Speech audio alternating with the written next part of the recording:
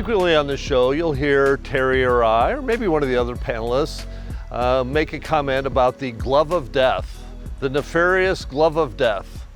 And so I'm sure some of you have wondered just what is the glove of death? So I thought today we'd talk a little bit about that.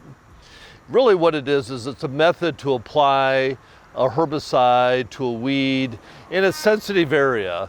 So someplace where you have other perennials or shrubs or a plant that you care about and you want to carefully apply a herbicide to a weed in that area without damaging any of the other plants. So what we do, first of all, what you want to do is make sure you have a latex or nitrile glove. This is nitrile, it's non-reactive, and if you have a latex sensitive, this won't bother your skin. Get one of these. You can get some sort of fabric cotton glove, an old sock, something like that. Put that over the top like this here. So you'll have these two things. It's really important if you have some safety glasses, some eye protection, make sure you wear that because you never know between the pesticide and sticking your head into some plants, you may get poked in the eye, so it's always a good idea. I wear these all the time, and this way I don't have to worry about getting poked in the eye.